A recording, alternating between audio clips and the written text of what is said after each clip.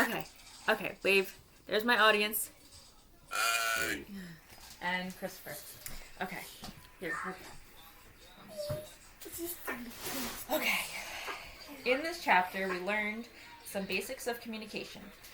Communication is defined as the deliberate or accidental transfer of meaning. Communication can be interpersonal, dyadic, small group, public, or mass communication. Interpersonal communication occurs with yourself, your inner monologue. Interpersonal is casual communication with somebody you already know and are comfortable with. Group communication is with a limited number of people, whereas public communication reaches larger groups. Mass communication is a broad message to larger audiences. Easton. Communication always consists of senders and receivers. Senders transmit the message, and receivers interpret the message. During communication, each person acts as both sender and receiver simultaneously. Communication can be verbal or nonverbal. Body language is nonverbal communication and can also occur through other channels such as text messages, television, and music. Other elements of communication include context and feedback. Context is the setting, and feedback is the information received in return. Feedback can be positive, negative, internal, or external. Gamble's model describes communication as a continuous and simultaneous transaction, a continuous loop between sender and receiver. Communication has several core principles.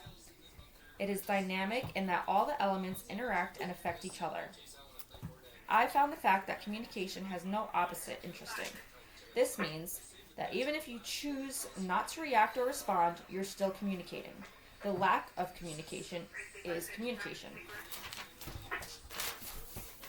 Our culture also affects the way we experience and interpret communication as well.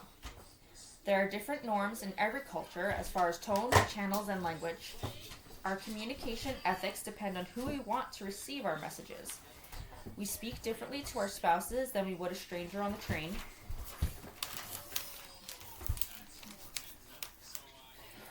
There is a quote in the chapter by Marshall McLuhan, "The medium is the message," meaning the mean through which a message is sent is also communication.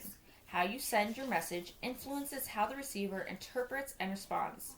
Sometimes a written message might be interpreted differently than a verbal message because the receiver doesn't have the extra cues like tone and body language. We communicate to create relationships, gain insight, learn, and influence. Effective communication skills are essential to develop quality relationships and experience success in life and your career. Thank you. Where's my audience? Okay. There's my audience. Thank you.